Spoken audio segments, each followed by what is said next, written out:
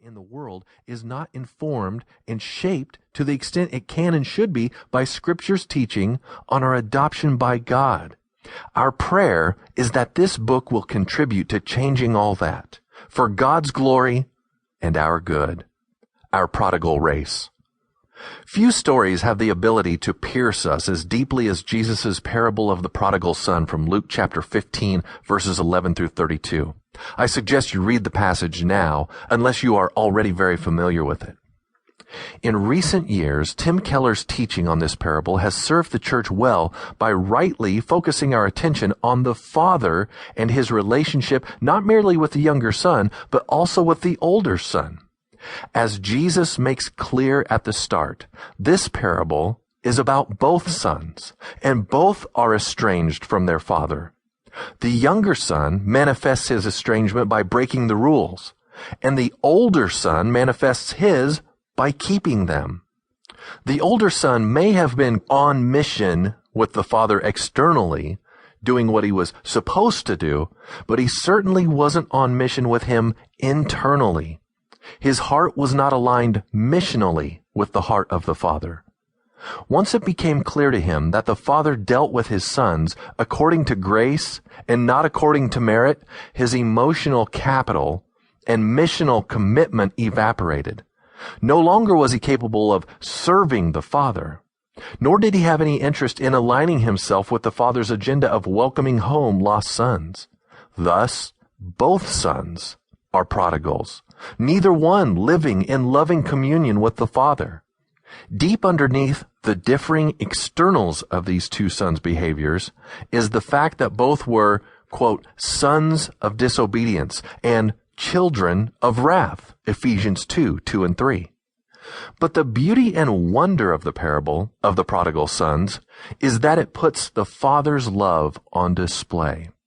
A love that embraces the younger son with uninhibited joy, Luke 15:20, and goes out to entreat the older to come join the celebration, verse 28. In both cases, the Father comes to the rebels to bring them into his joy, his home. The Father loves prodigals. We are the prodigals whom Jesus, the true and eternal Son, came to bring home. Some of us are more like the younger brother and some like the older. Look closely enough, however, and most of us from time to time can resemble either one. All of us were created in the image of God so that we could participate in the communion of love between the Father and the Son, as we will explore at various points in this book. But we were cut off from that communion because of our sin and rebellion. We became an entire prodigal race, sons of disobedience and children of wrath. As a result, all of us have what C.S. Lewis calls a, quote, longing to be reunited with something in the universe from which we now feel cut off, to be on the inside of some door which we have always only seen from the outside, unquote. The door that seems so impenetrable is the eternal communion of love between the Father and the Son.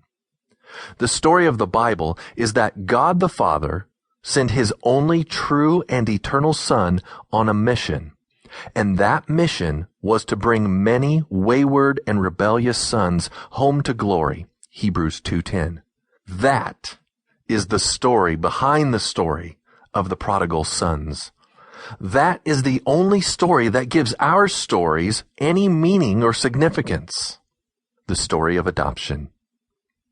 If we consider the parable of the prodigal sons within the larger context of Scripture, we find that it is really the story of adoption. The adoption of humanity as a prodigal race, Genesis 3:6. Maybe you're thinking, Jesus' parable in Luke 15 can't be about adoption. The two brothers were already the father's sons. They were just estranged. Adoption is for orphans, not sons. That would be a reasonable response, but a misguided one, because the logic starts from human adoption. It takes adoption as we understand it horizontally and tries to force the definition of vertical adoption into the same mold. Yes, the Apostle Paul borrowed the term adoption